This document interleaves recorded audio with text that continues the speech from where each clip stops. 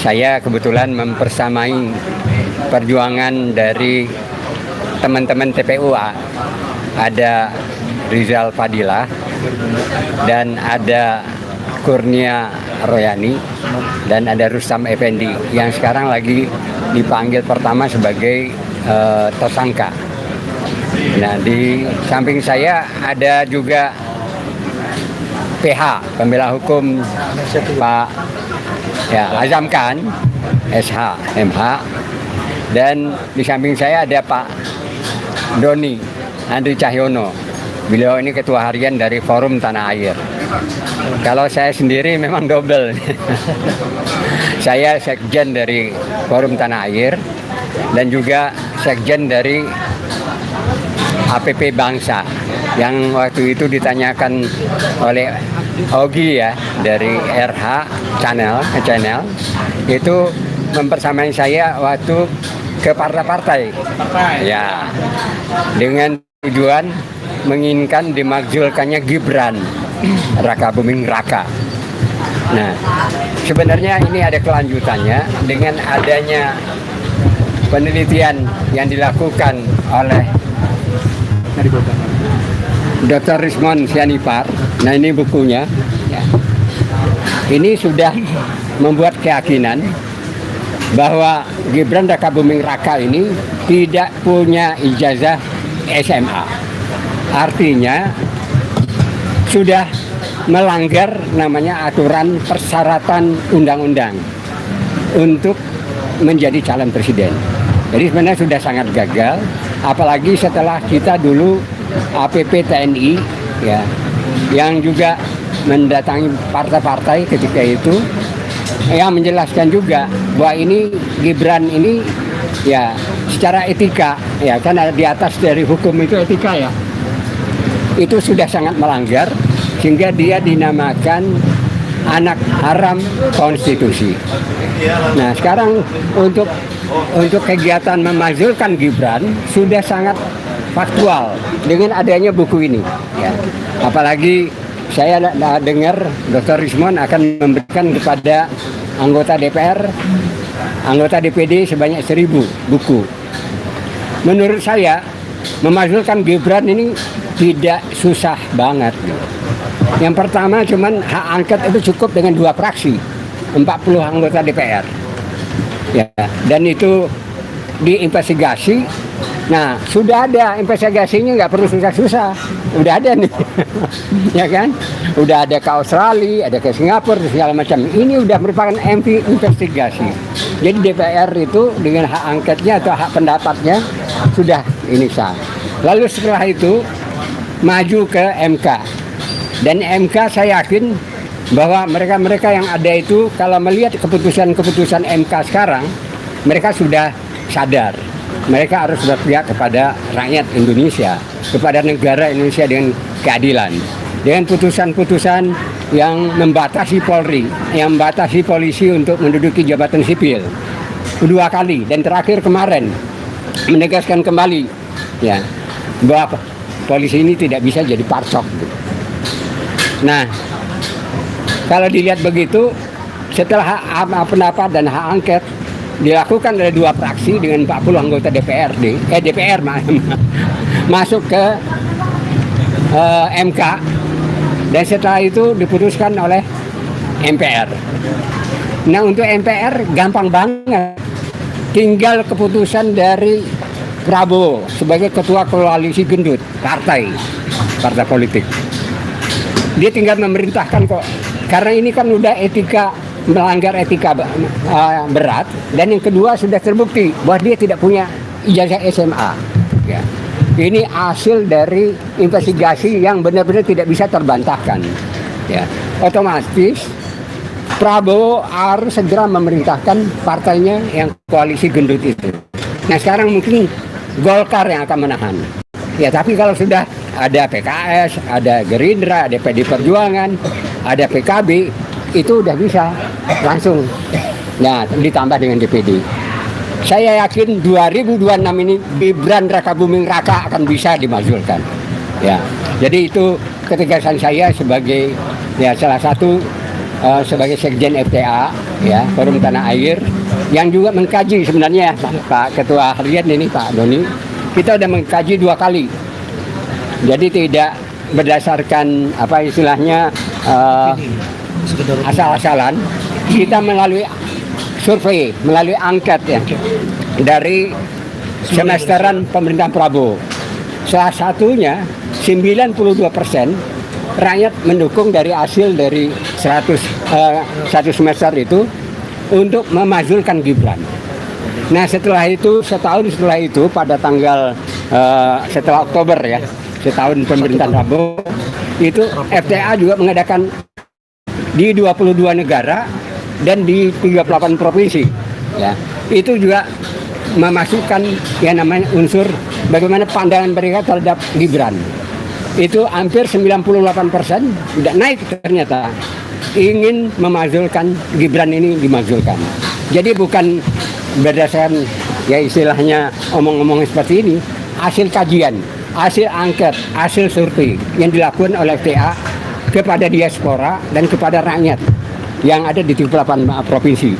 Dan itu data ataupun hasil itu kita sampaikan ke DPR kan, kita sampaikan ke Badan Aspirasi. Badan Aspirasi Masyarakat DPR RI ya. Ya. Kan BAM sudah mendapat fundamental ya dan bukti hukum yang rapat kuat ya, mendasari perjuangan Bapak. Dan ketika pihak DPR belum ada respon apa langkah ini kan akhirnya berpulang kepada rakyat. Sementara kan rakyat sudah berkeinginan seperti itu ya. Jangan lagi nanti di 2026 ini di mana Prabowo tidak ingin ada keributan, terjadi yang namanya kegiatan-kegiatan Nepal seperti Nepal itu ya. Itu melihat gejalanya sekarang seperti itu sekarang. Ya nanti Pak setelah itu mungkin Pak Azam kan akan bicara secara hukum. Pak Doni akan berbicara tentang sebagai ketua harian FTA. Silakan. Mengenai fraksi yang Bapak tandani, apakah sudah ada? Secara resmi jawaban surat yang kita kirimkan belum ada. Belum ada. Ya, tapi kita ada rencana juga akan melakukan lagi kegiatan seperti itu untuk mendesak. Dan kita yakin ada beberapa partai lah. Ya, tidak mendahului. Pasti yang akan setuju itu adalah PD Perjuangan, ya kan? Lalu mungkin Demokrat, bisa jadi PKS. Cukup 40 orang untuk mengajukan hak angket terhadap pemajulan Gibran. Ya. 25, maaf. Udah udah diralat nih oleh Pak Azam Khan. 25 orang cukup. Oke. Nah untuk Pak Azam, saya pernah keluar dari Kang Azam ya mengenai surat permohonan DPR kemarin itu kata Kang Azam kan tidak kuat secara dasarnya. Itu gimana? Ya, menyikapinya? oke. Ini seharusnya untuk melengkapi ini ada Bang Medi, senior kita nih. Tapi karena beliau ada urusan yang lain, cukup memantau saja dari satelit beliau ini, gitu ya. Tapi oke lah, karena ilmu beliau juga ditranslate kepada kita juga. Jadi apa yang diceritakan tadi itu kita harus mencoba untuk membangun konstruksi dasar dulu. Kenapa kita melakukan itu? Yang pertama, Undang-Undang 7 tahun 2017 itu ada kaitan juga dengan pasal 169 tentang syarat termasuk usia, kayak begitu. Nah, selain daripada itu juga ada Undang-Undang Dasar 1945 pasal 6 ayat 2. Itu juga menjelaskan tentang syarat presiden dan wakil presiden, termasuk yang tadi saya sebut. Terus diperkuat lagi dengan putusan MK nomor 87 PUU 2025, kalau nggak keliru apa 2024. Inti poinnya demikian. Namun ada proses yang saya sebut itu cacat secara prosedural. MK sebagai lembaga tertinggi 9 pilar itu ya telah berkhianat kepada rakyat Indonesia. Apa maksudnya? Kan begitu kira-kira. Yang pertama, dengan putusan 90, atas dasar putusan 90 itu, maka Gibran itu dikatakan maju padahal usianya baru 36 waktu itu. Dan syarat presiden itu dan wakil presiden harus 40. Apa itu? Putusan MK Nah, itu juga yang paling menggelikan, yang paling menjijikkan dalam proses sidang di Mahkamah Konstitusi itu, yaitu tidak pernah dihadirkan Gibran untuk diperiksa. Ini termasuk kejahatan dalam sebuah hukum peradilan, ya. Dan saya yakin 9 hakim itu telah menodai rakyat Indonesia dengan tidak menghadirkan Gibran untuk diperiksa. Padahal namanya proses hukum itu, setiap orang yang berkepentingan itu wajib, bukan sunnah, wajib untuk diperiksa. Namun itu diabaikan semua. Maka muncul rakyat Indonesia, maka muncul beberapa rekan-rekan, maka muncul juga Forum TNI yang saya dampingi waktu itu mengajukan 2 kali surat tentang alasan-alasan banyak sekali, termasuk juga Gibran pada saat mencapreskan menjadi wakil presiden itu dengan tegas mengatakan kepada Republik Indonesia dan rakyat, kami akan menyiapkan 19 juta orang, ya kan, artinya lapangan kerja kan. Tapi itu bohongnya luar biasa. Bapaknya 10 juta, anaknya lebih gila lagi, 19 juta. Yang 10 juta nggak ada fakta, yang apalagi yang 19 juta. Nah ini kan belum dibuktikan. keluarga pembohong. Ya, itu terserah justifikasi rakyat secara terbuka gitu ya. Tapi ini udah kacau gitu loh ya. Jadi banyak hal, sampai sekarang coba cek secara jujur, cari KTP-nya Gibran, usianya berapa? Kan belum 38. Sedang syarat presiden PKPU-nya belum dihapus 40. Bagaimana sih syarat itu terlampaui, semua ditabrak, semua ditenggelamkan atas keinginan sang bapak untuk menjadi wakil presiden. Ini saya kira pengkhianatan dan berkhianat kepada rakyat Indonesia. Jadi kita ini dianggap bodoh apa? Kita ini dianggap nggak ngerti apa. Padahal seluruh universitas Indonesia ini mengerti tentang aturan main dengan cara yang cacat prosedural ini. Nah, itulah dasar-dasar yang saya sebutkan tadi, bagian daripada ini. Nah, buku ini, ya. Artinya sebuah keilmiahan itu, sebuah fakta yang terjadi itu sulit dibantah. Bahwa memang dari dasar-dasar itulah semua itu ditabrak atas kepentingan orang tua. Nah, apa kepentingannya itu yang disebut KKN. Sehingga secara hukum bisa diseret itu pidananya itu. Tapi kan semua lini institusi negara yang dibiayai rakyat itu ditutup dengan kepentingannya. Ya tentu ditutup dengan cara bukan positif ya. Ya, jadi itulah makanya kita ini sedih mendapatkan pemimpin nomor 2 se-Indonesia yang kejelasan intelektualnya itu masih kita ragukan. Dalam hal misalnya minimal aja yang disebut di putusan 87 MK harus SMA, termasuk Undang-Undang Dasar pasal 6 ayat 2 harus minimal juga SMA, termasuk juga Undang-Undang nomor 7 tahun 2017 itu 169 harus minimal SMA dengan syarat umur 40. Semua itu ditabrak. Saya nggak ngerti juga. Saya hanya berpikir begini loh. Ini negeri diberi rahmat oleh Allah. Saya khawatir Allah ini mencabut rahmat ini karena tidak ada yang memprotes. Makanya dimulai dengan kelompok-kelompok kita memprotes supaya langit itu mendengar. Artinya murka Allah itu ditahan, gitu loh ya. Walaupun iya terjadi kemarin seperti Aceh, Sumatera Barat, Sumatera Utara, ya, sampai sebegitu dahsyat. Lagi juga belum juga nasib mereka ini disebut apa ya, bencana nasional. Aneh juga, dari luar negeri juga mau bantu ditolak. Bingung kita ini. Tapi oke lah, itu debatable ya. Tapi ini persoalan intelektual seorang yang menduduki pejabat publik itu wajib harus memenuhi syarat apa yang sudah saya sebutkan satu persatu tadi. Syarat tersebut saja terpenuhi, kalau intelektualnya juga masih rendah, harusnya tidak masuk. Kan begitu. Banyak S1 kok, tapi kemampuannya juga nggak mumpuni. Lah ini belum SMA juga, kacau kalau masih terjadi perdebatan yang sangat luar biasa. Saya kira itu aja. Jadi Bang Jam, Bang Jam ini kan seorang pakar hukum ya.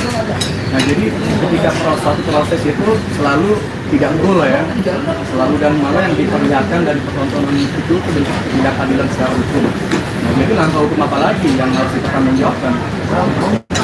Semua ini Selain kita berusaha semaksimal mungkin, selain kita akan menyusun sebuah gugatan, apa nanti bentuknya, kita harus memusyawarahkan. Tapi minimal lini DPR itu sudah kita surati dan akan terus kita mendatangi. Gitu lah ya. Jadi DPR ini jangan jadi alat kekuasaan. Jahat kalau begitu. DPR ini dibiayai rakyat. Gitu lah ya. Sampai pajaknya pun yang bayar rakyat, kan kurang ajar ini. Jahat banget gitu loh. Kalau DPR ini tidak berpihak kepada rakyat. Gitu loh ya. Mengatakan bajingan nanti akhirnya kita dilaporkan. Dan faktanya kan gimana? Semoga tidak, memang harapan kita ini tidak begitu. Tapi mulailah dengan keterbukaan untuk rakyat, objektif untuk rakyat. Jadi kalau langkah apa? Ya langkah sosial sudah kita lakukan, kemanusiaan sudah kita lakukan, syiar termasuk Anda sudah kita lakukan. Tinggal langkah-langkah lain. Tentu nanti kalau kita mau gugat ke MK, kan MK ini putusannya berlaku final and binding. Itu kata Bang Medi ya. Nah, karena saya beberapa kali kalau komunikasi dengan Bang Medi sampaikan bahwa putusan MK itu berlaku final and binding. Maka ini saya sampaikan sebagai amanah gitu loh ya. Jadi saya pikir kalau menggugat melalui MK sudah tertutup. Karena memang dibuat demikian supaya kita tidak melakukan proses begitu. Ya karena kita tahu berlaku final amending. Kalau kita menggugat melalui MA itu nggak masuk karena undang-undang harus ke MK bukan MA. Nah ada cara lain menggugat ke TUN, tapi kan ada batas waktu 90 hari. Lah ini lewat sudah 90 hari. Terus caranya apa? Kalau tadi sempat disinggung soal Nepal, ya bisa jadi. Wallahu a'lam bishawab. Iya. Wallahu a'lam bishawab itu. Karena rakyat ini begini, kenapa rakyat ini boleh melakukan apa saja selama memang ada dasarnya? Karena benar di Undang-Undang Dasar Pasal 1 Ayat 2, negara ini berdaulat karena rakyat. Negara ini ada karena rakyat. Negara memiliki sistem karena rakyat. Negara ini bisa hidup semua perekonomian karena rakyat. Apalagi yang berbicara soal rakyat, kecuali rakyat. Nah maka rakyat punya hak atas segala-galanya. Jika ingin menentukan sikap, ya rakyat punya hak. Ya, jangan dianggap nanti kriminalisasi, penangkapan dan segala macam malah dianggap makar. Jangan. Karena ketentuan Undang-Undang Pasal 1 Ayat 2 sampai detik ini berlaku. Baru ayat 3-nya ya panglimanya adalah hukum. Nah sekarang nggak dicabik-cabik panglimanya secara hukum. Dibohongi semua. Memanipulir, memanipulasi, membolak-balikkan. Dicarikan dalil-dalil yang tidak benar menjadi benar, kan begitu. Seperti contoh sekarang kriminalisasi terhadap RRT dan para rekan-rekan ini. Bagaimana orang dijadikan tersangka wong barang itu belum dibuktikan kok ada? Kalaupun ada, nggak boleh nyentuh, nggak boleh meraba, nggak boleh pegang. Walaupun ya, ini saya membuat sebuah analog. Walaupun analog ini ya memang bukan apple to apple. Contohnya saya ijab kabul dengan seorang wanita, nikah, ijab kabul, sahkan. Begitu di kamar kita berdua, terus wanita tersebut dan saya cuma mau buka baju ya, saya mau buka kutang ya, tapi abang lihat aja ya, jangan raba, jangan nyentuh. Di mana letak ijab kabul itu? Kan sama aja dengan bohong. Iya kan? Kan sama dengan bohong itu, walaupun tidak apple to apple. Sama dengan tadi, di mana namanya ijazah itu dipegang, dipertontonkan, dilihatkan, aku bangga memiliki ijazah sekolah. Tapi nggak boleh nyentuh, nggak boleh meraba, ya kan? Nggak boleh megang. Lah apa namanya? Suruh mata. Bagaimana bisa mata menjustifikasi barang itu asli? Nah itu salah satu contoh ya.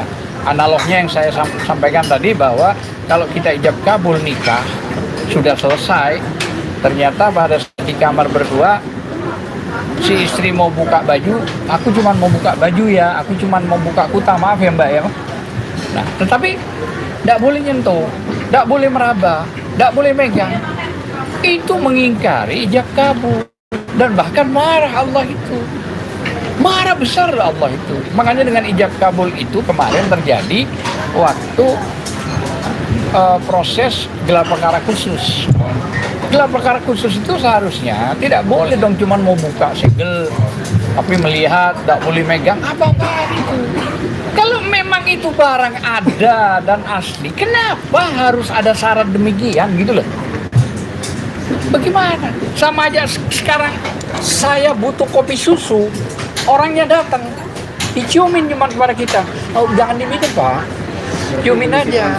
Rusaklah negeri ini kalau begini. Terima kasih. Assalamualaikum warahmatullahi wabarakatuh. Waalaikumsalam. Ya, jadi tanggapan Anda bagaimana soal Gibran ini? Baik, jadi begini, persoalan Gibran ini, persoalan Jokowi pun ijazahnya ini bukan persoalan suka atau tidak suka, persoalan sentimen atau tidak sentimen, bukan. Ini adalah persoalan bangsa ini, persoalan kepercayaan, persoalan konstitusi. Bahwa kita semua yang ada di sini ingin membangun negara ini menjadi negara yang bersih. Kami capek, rakyat capek dipimpin oleh pemimpin-pemimpin yang kualitasnya demikian pun ditambah dengan syarat-syarat yang diterabas. Jadi kami yang ada di sini ini bukan untuk membenci. Kita tahu bahwa energi yang dikeluarkan oleh bangsa ini cukup besar. Banyak tantangan yang harus dihadapi dan harus diselesaikan. Harus diganggu dengan hal seperti ini. Tetapi saya mengingatkan bahwa perjuangan ini sebetulnya sudah selesai. Bangsa ini, rakyat ini sudah menang, sudah tahu sebenarnya tanpa ada pembuktian di persidangan, tanpa ada BAP, kita sudah menang semua. Kita sudah tahu semua bahwa ijazah ini sebetulnya bermasalah. Jadi kalaupun RRT, Rismon, Dr. Tifa dan Roy dan kawan-kawan itu pun dipenjara sekalipun, kita sudah bisa tahu bahwa kemenangan ada di kita. Tidak ada ceritanya sejarah bangsa Indonesia ada seorang presiden, mantan presiden dan wakil presiden dipermalukan sepanjang tahun menghabiskan energi seperti ini. Jangan dikira bahwa rakyat tidak pandai. Rakyat sudah mengerti bahwa ini semua adalah hanya permainan, memakai kepolisian, memakai institusi KPU, memakai institusi yang lain. Ini sudah cukup. Mari kita seluruh bangsa ini membangun mulai dari semua elemen. Kami dari FTA ini sangat mendukung bahwa hal-hal seperti ini harus diperjuangkan. Kami ingin berhenti untuk memanipulasi rakyat, berhenti untuk meneruskan dinasti-dinasti ini. Kenapa persoalan Gibran ini harus kita angkat? Karena kita ingin menyetop. Kenapa kualitas seorang Gibran seperti itu menutup para tokoh-tokoh yang lebih bagus, jauh lebih kualitasnya lebih bagus. Kenapa diisi oleh mereka-mereka ini? Kami capek memiliki pemimpin-pemimpin seperti itu. Satu lagi dengan Pak Prabowo, kami ini masih menunggu dan tanda petik mendukung Anda. Tetapi kalau ini diteruskan, kalau ini dibiarkan, maka kami akan berpikir ulang bahwa kami akan menganggap Pak Prabowo tidak tegas dan jadi satu paket dengan mereka semua. Sementara itu saja dari kami, kita sudahi saja bahwa pertikaian ini, bahwa soal ijazah ini kita sudah selesai. Bahwa ini adalah persoalan politik, bukan persoalan hukum. Dan ini harusnya diselesaikan dengan cara-cara politik, yaitu Pak Prabowo mengambil sikap. Sementara itu. Jadi saya tegaskan sekali lagi ya, ini penting. Tahu apa? sampai detik ini tidak terbuka MK, Mahkamah Konstitusi 9 hakim itu menjelaskan bahwa pihak dari Gibran itu diperiksa di dalam sidang. Nggak ada. Sampai detik ini ya saya bicara ya, nggak ada. Nah itu harus dibuktikan itu, karena itu melanggar itu. Mana ada sih proses hukum itu mengenai apa kepentingannya dia, kepentingannya, terus ternyata dia tidak terperiksa, ternyata dia tidak diperiksa. Bagaimana sih? Saya nggak ngerti. Ini kan 9 pilar ini dirobohkan sendiri oleh hakim tersebut. Nah ini butuh klarifikasi untuk menjelaskan gitu loh. Tapi jangan diputer-puter penjelasan itu gitu loh. Karena kita pernah melaporkan para hakim tersebut itu sesuai undang-undang kehakiman. Tapi dia mengatakan saya tidak tunduk kepada undang-undang kehakiman. Lah terus dia apa? Kalau tidak tunduk pada undang-undang kehakiman, dia kehakim kok. Kan kacau, dan kita sudah membuat itu proses laporan ke Mabes Polri, kita laporkan. Saya kira itu aja. Terima kasih. Sebagai penutup, ya, di samping saya yang ke Jakarta ini juga ada rombongan. Nah, rombongannya dari Gaum, diantaranya ada di sebelah kiri itu. Ya, gerakan aksi umat melawan ketidakadilan Jawa Barat. Itu juga mengadakan acara hampir sebulan sekali, ya. Dan baru-baru ini juga mengadakan pertemuan dengan 50 organisasi AROKA, komunitas, dan juga paguyuban. Ya, di situ banyak profesor, ada juga purnawirawan dari 50 organisasi itu, ada aktivis, ada para ulama gitu ya. Dua aja keinginan mereka yang diucapkan di pertemuan gerakan umat melawan ketidakadilan Jawa Barat itu, yang perlu saya sampaikan juga dalam pertemuan ini adalah adili Jokowi, makzulkan Gibran. Cuma itu permintaan mereka dari 50 organisasi dari Jawa Barat itu. Saya kira itu. Terima kasih. Assalamualaikum warahmatullahi wabarakatuh. Mengenai Gibran ini, Baik, Gibran, saya pikir Tamat ya, karena tamat udah. untuk Gibran, rakyat Indonesia, kita cukupkan bahwa kita menginginkan pemimpin yang lebih muda boleh, tetapi juga punya kualitas dan syarat-syaratnya terpenuhi. Kembali lagi, banyak tokoh-tokoh yang tertutup untuk bisa maju. Tokoh-tokoh pemuda yang akan memimpin negara ini hanya dikadali dengan model-model seperti cara-cara Gibran. Kami pikir kita cukupkan, dan ini jangan menjadi persoalan bangsa, bukan persoalan kami semua. Ini persoalan semua bangsa. Kami berharap Allah juga meridhoi perjuangan ini. Kami menghadapi hal-hal yang sangat krusial. Kami bermohon doa dari para rakyat bahwa persoalan ini segera selesai dan segera dimakzulkan mereka-mereka ini. Terima kasih. Ya, ada hal penting lagi bahwa keputusan Dewan KIP ya, Komite Informasi Publik, itu mempermalukan KPU seluruh Indonesia. Kenapa? Karena kan berawal dari permintaan Bonatua, klien kita, untuk menelisik, ingin tahu tentang masalah ijazah. Tapi selalu dihalangi, akhirnya ya melalui gugatan terhadap KPU, termasuk juga ANRI. Akhirnya putusan KIP, ya, Dewan Majelis memutuskan wajib dibuka. Semuanya wajib dibuka. Dan ini maksud saya, putusan ini memalukan KPU dan memalukan bangsa Indonesia, dan bisa dikategorikan bahwa KPU ini menyembunyikan kebenaran atas permintaan, gitu lah ya, tanda kutip, atas mungkin tekanan, tanda kutip, gitu lah. Saya kira ngerti lah ya rekan-rekan jurnalis ini ya. Jadi ini jahat ini, nggak boleh begitu. Makanya dengan putusan KIP itu wajib. Ya, KPU katanya masih mau banding, katanya begitu. Jadi ini nanti di KIP dimenangkan, bandingnya nanti kita dikalahkan. Itu kan bagaimana sih, nggak ngerti wong ini. Publik ini butuh kok.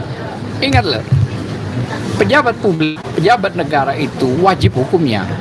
MK sudah memutus 105 bahwa setiap pejabat publik ini tidak boleh melaporkan. Putusan itu MK. Nah, terlepas dari itu, di KIP sendiri pasal 18 ayat 2 bahwa pejabat publik itu wajib sifatnya apapun yang diminta oleh rakyat untuk diberikan. Pasal 17-nya pengecualian, tapi untuk pasal 18 yang gitu loh ya. Dan banyak sekali yang memang harus dibuka gitu loh ya. Dan masyarakat ini mau diberangus, padahal ada Undang-Undang Dasar sudah 45 pasal 28 huruf F juga, yang lain juga. Kemerdekaan untuk menyampaikan pendapat itu hak setiap bangsa, setiap rakyat gitu loh ya. Dan itu menjadi hak konstitusional gitu loh ya. Ditambah lagi menyalurkan, mencari melalui informasi elektronik yang disalurkan kepada siapa, itu boleh. Lah Undang-Undang Dasar kok yang paling tinggi kok. Nah ini kadang-kadang kita ini sedih gitu loh ya. Rakyat ini kok mau dijadikan apa sih dengan begini? Ujung-ujungnya dikriminalisasi, ujung-ujungnya dilaporkan. Saya kira itu. Tentang Gibran. Ya Gibran tuh lebih baik mundur lah daripada dimundurkan. Karena ini masalah gitu loh. Nah, coba sekarang secara terbuka, dia usia berapa? Ayo, kalau dia masih usianya 38, yang persyaratan PKPU-nya itu 40, presiden dan wakil presiden, bagaimana bisa tetap gitu loh? Kalau tidak melanggar etika ya. Iya. Dia tidak punya SMA ijazah lagi. Sekarang aja nggak usah jauh-jauh, itu sudah menyangkut masalah publik rakyat secara luas. Sekarang persyaratan misalnya perkawinan, nikah, perempuan itu di bawah atau 16 tahun itu nggak boleh mendapatkan akte nikah. Bagi siapa yang menikahkan itu bisa dipidana. Padahal itu person loh. Person ini rakyat Indonesia 285 juta. Bagaimana sih, nggak ngerti kita gitu loh ya. Nah kalau ini semua ditabrak hanya karena kepentingan nafsu, ya kan, hanya kepentingan sebuah itu tadi, kekuasaan, KKN, dinasti dan segala macam. Kenapa sih para parpol yang besar-besar ini nggak bisa melawan? Lo wajar dong kalau rakyat itu bersangka, wow udah disiram, gitu loh. Jadi kita mau bicara begini sekarang diatur dengan undang-undang begini. Waduh, ini bener-bener deh sudah ini. Negeri ini kalau nggak karena Allah dirahmati, habis sudah. Berapa banyak alam kita yang dikeruk dengan permainan jahat sejahat-jahatnya oleh asing, oligarki gitu loh ya. Tapi masih saja kaya. Padahal pasal 33 Undang-Undang Dasar 1945 negara mengelola untuk rakyat. Ini kata Bang Medi juga memberitahukan kepada kita. Sampaikan itu. Pasal 33 itu penting. Nah ini sudah saya sampaikan, Bang Medi mudah-mudahan mendengar ini dan melihat ini. Terima kasih. Assalamualaikum warahmatullahi wabarakatuh.